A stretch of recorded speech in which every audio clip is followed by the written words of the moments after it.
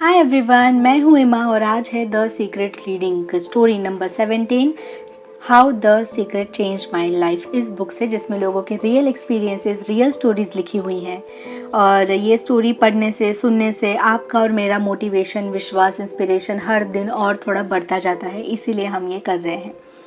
ये आज की स्टोरी है टैमी के बारे में, जिसने लेट गो को यूज़ किया लेकिन अनजाने में यूज़ किया और उसने जो भी चाहा था वो उसे मिल गया। आप सबको लेट गो बहुत पसंद है क्योंकि आपको ऐसा लगता है कि लेट गो करने से ही विश पूरी होगी, इसलिए हर कोई लेट गो के बारे में पूछता है। और मैंने लेट गो के बारे में वीडियो भी बनाया है, ये यहाँ पे कहीं पे होगा, आप देख सकते हो। उसमें मैं एक चीज़ बताना भूल गई, मतलब मुझे पता थी पर मैं बताना भूल गई कि लेट गो मतलब लोगों को लगता है कि हमें अपनी विश को बारे में सोचना ही छोड़ देना है। वैसे नहीं होता।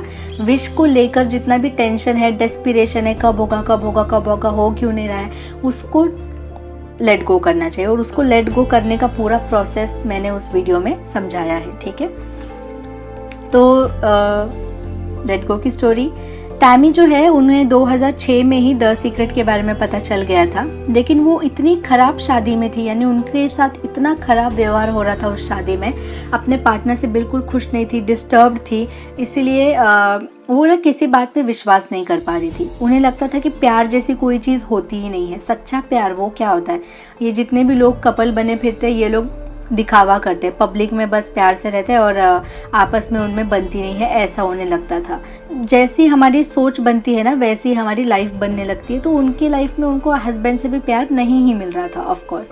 और आप किसी भी सिचुएशन को चेंज कर सकते हो अपने थॉट से, या तो उसे और नेगेटिव बना सकते हो या उसे और पॉजिटिव बना सकते हो। आप सिलेक्ट कर सकते हो, आप अपने थॉट्स के मालिक हो। आप डिसाइड कर सकते हो कि कौन से थॉट पे आपको फोकस करना है। थॉट्स आ रहे हैं मतलब you have the power, control them.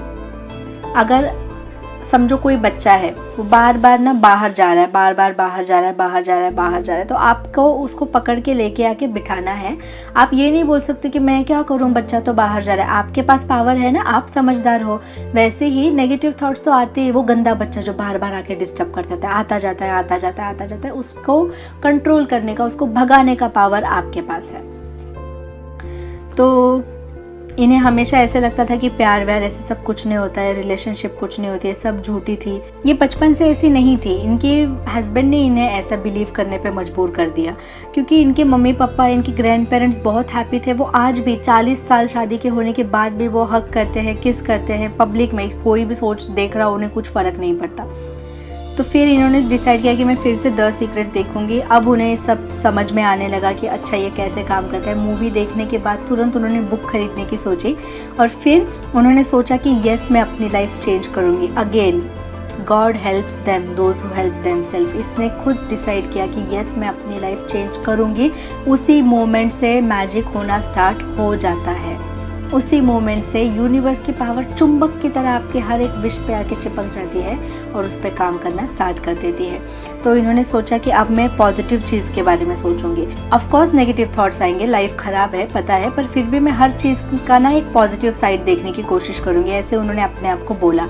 और ये राइटर थी, इन्हें लिखने का बहुत शौक था। जो लिखाई इन्होंने बंद कर दी थी क्योंकि ऐसी कंडीशन ही नहीं थी, हर रोज़ झगड़े मारपीट, तो ऐसा मनस्थिति ही नहीं थी कि कुछ अच्छा लिख सके। एक कला, एक राइटर, एक पोएट के लिए अंदर से क्रिएटिविटी आनी चाहिए, वैसा माहौल होना चाहिए आसपास।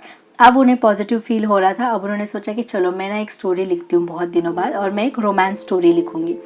वो स्टोरी उन्होंने लिखी और फिर बाद में ऐसे ही पड़ गई, वो कंप्लीट नहीं किया उन्होंने। और फिर अपने हस्बैंड से दूर हो गई, तलाक वगैरह ले लिया। और इन्हें बहुत टाइम से ना टीचर बनना था, टीचर की डिग्री लेनी थी। तो ये स्कूल में टीचर बन गई और उनकी लाइफ इतनी बिजी हो गई, लेकिन एक पॉजिटिव वे में। यानी यहाँ ऑटोमेटिकली लेट गो का प्रोसेस काम कर रहा है। लेट गो में भी कई लोग क्या करते कि इसे मैं कैसे लेट गो करूँ, तो आप उसे और पकड़ के रख रहे हो। यहाँ मत फोकस करो मैं किस चीज़ में मन लगाऊँ, वो सोचोगे तो ये अपने आप लेट गो हो जाएगा। तो ये अपनी टीचिंग लाइफ में, अपने करियर में इतनी बिजी हो गई कि वो तो ये सब कुछ भूल गई, उसी में बिजी हो गई। कुछ 1 साल बाद उन्हें एक आदमी मिला, उससे वो प्यार करना स्टार्ट किया। लेकिन ये यूएस में रहती थी, वो कनाडा में रहता था। फिर भी दोनों के मन में था कि नहीं, हम तो साथ रहेंगे। और जब राइट इंसान आपके लाइफ में आता है ना, वो आपको और अच्छी चीज़ें करवाने के लिए फोर्स करता है। तो उसने बोला कि बुक लिखना क्यों बंद कर दिया, तुम लिख रही थी ना स्टोरी, फिर से उस बुक को निकालो, कंटिन्यू करो, स्टोरी लिखो। तो इतना मतलब इतने टाइम बाद वो बुक स्टोरी तो उन्होंने ऐसे ही लिख दी थी टाइम पास में, टैमी ने। तो जब उन्होंने बुक निकाल के वो स्टोरी पढ़ना स्टार्ट किया तो उनकी दिल की धड़कन रुक गई, क्योंकि उस स्टोरी में जो मेन कैरेक्टर था ना, और वो कैरेक्टर के सिटी के जो नाम थे वो एग्जैक्टली वही नाम था जो इनके पार्टनर का नाम था। मतलब इन शॉर्ट उनकी ही स्टोरी सच हो रही थी। उन्होंने जो ऐसे ही लिख के रखा था पॉजिटिव माइंड स्टेट में, वही उनके साथ हो रहा था, वही उनका सपना सच हो रहा था। और उनकी आंखों में आंसू आ गए और उन्हें ये रियलाइज़ हुआ कि मैंने अपनी लाइफ लिखी खुद, यानी जो उन्होंने लिखा वो उन्हें मिल गया। लेकिन स्टोरी यहाँ ख़त्म नहीं होती। शादी ख़त्म होने के पहले, यानी जब वो द सीक्रेट पढ़ रही थी या स्टोरी लिख रही थी, उन्होंने ना एक विजन बोर्ड भी बनाया था जिसमें उन्होंने वैसी जगह और वैसे एक्सपीरियंसेस की फ़ोटो लगाए थे जो उन्हें एक्सपीरियंस करना है। जैसे आइसक्रीम खाना एक्सपीरियंस करना है तो आइसक्रीम खाते हुए किसी की फ़ोटो लगा दी, ऐसा सब इन शॉर्ट। तो उस विजन बोर्ड में एक डायमंड रिंग भी थी जो उन्होंने एक मैगजीन में देखी थी और वो उन्होंने लगाई थी। तो जब उनके लवर ने उनको प्रपोज किया तो एग्जैक्टली उसी रिंग के साथ प्रपोज किया, जैसी रिंग उन्होंने फ़ोटो में लगाई थी सामने, और वो एग्जैक्टली उसी स्पॉट पे जहाँ 66 साल पहले उनके ग्रैंड पेरेंट्स की शादी हुई थी। ये सब तो अब ये कैलिफोर्निया में रहती हैं, ये जल्द ही शादी करने वाली हैं और बहुत खुश हैं अपने लाइफ में। यहाँ पे एक बहुत अच्छा एग्जाम्पल है स्पेसिफिक पार्टनर को मैनिफेस्ट करने के लिए। बहुत सारे क्वेश्चंस होते हैं।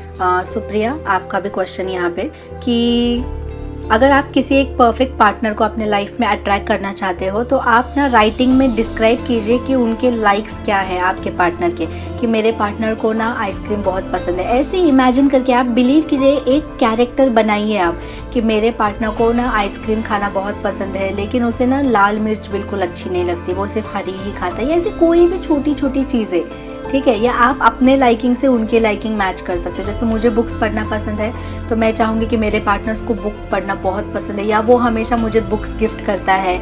ऐसे आप कुछ भी ऐड कर सकते हो। उनकी हॉबीज़ क्या है, उनके फैमिली बैकग्राउंड क्या है, उनका टेस्ट क्या है, म्यूज़िक का टेस्ट, बुक का टेस्ट, यानी उनकी चॉइस क्या है, वो आप ऐड कर सकते हो।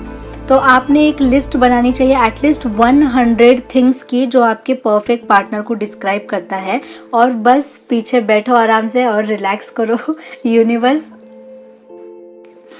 यूनिवर्स किसी मैजिक की तरह आपको आपके बेस्ट पार्टनर के साथ मिलाने की जो स्वयंवर है ना, वो स्टार्ट कर देगा। ऐसे यहाँ पे लिखा कि मतलब ऑर्केस्ट्रा की तरह ब्यूटीफुली सारी चीज़ें अरेंज हो जाएंगी। आपको कुछ करने की ज़रूरत नहीं है, आपको बस बिलीव करने की ज़रूरत है। Beautiful story. क्यों?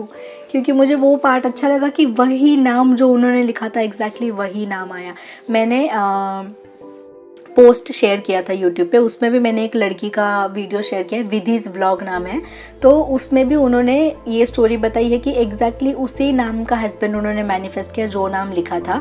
और ना मुझे लॉ ऑफ अट्रैक्शन का सबसे पहला वीडियो मैंने उसी का देखा था, विधिज व्लॉग का। मुझे पता ही नहीं था कि लॉ ऑफ अट्रैक्शन पे ऐसे वीडियोज़ भी होते हैं यूट्यूब पे। मैं तो सिर्फ द सीक्रेट मूवी पढ़ती थी और मूवी की समरी सुनती थी।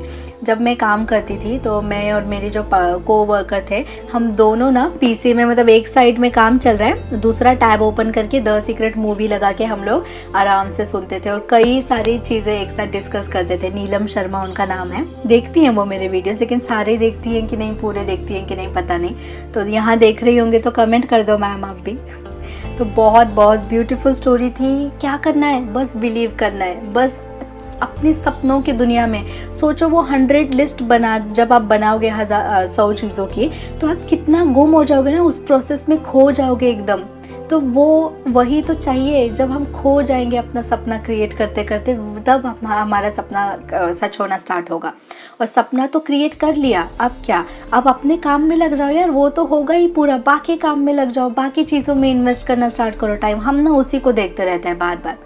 आपने वो सुना होगा ना कि कोई क्या बोलते हैं, कोई कुत्ता अगर होता है ना, पिसाड़ लेला कुतरा,